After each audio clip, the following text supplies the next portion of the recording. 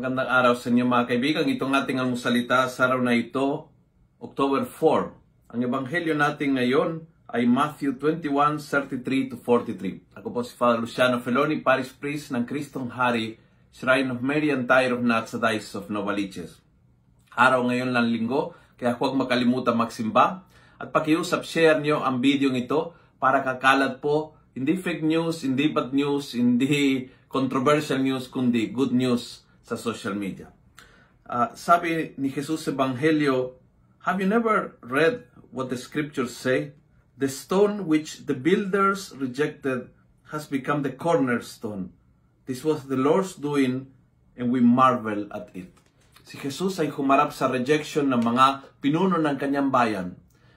Tinalikuran siya at nagkwento siya ang isang talinghaga. At ang punto ng talinghaga is, bibigyan ng Diyos ng maraming pakakataon, pero kung ayaw, ibibigay sa iba. And I think that's a beautiful way of facing rejection. Pag ni-reject ka, you try, you work in the relationship, but eventually, kung ayaw talaga, next. Just go somewhere else. Hindi mo ipipilit yung sarili mo sa isang trabaho na ayaw nila, sa isang friendship na ayaw nila, sa isang ministry na ayaw nila. You just move to another. Dahil ang nagbubukal ng iyong misyon ay hindi sila kundi ang Diyos. Ang nag-appoint sa iyo ay ang Panginoon, hindi po sila. And so, I think napakahalaga kasi tayo lahat ay dumataan sa rejection. But minsan masyadong nagtatampisaw sa rejection.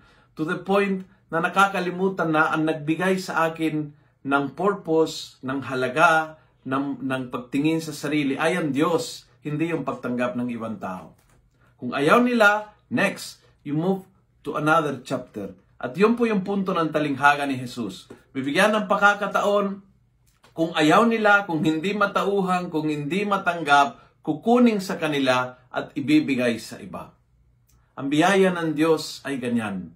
At sana humarap po tayo sa rejection ng tao ng ganyang ka-positive yung pananaw. Ayusin sana ito. Kung hindi maayos dahil hindi ako tinanggap, next. And move on sa plano ng Diyos.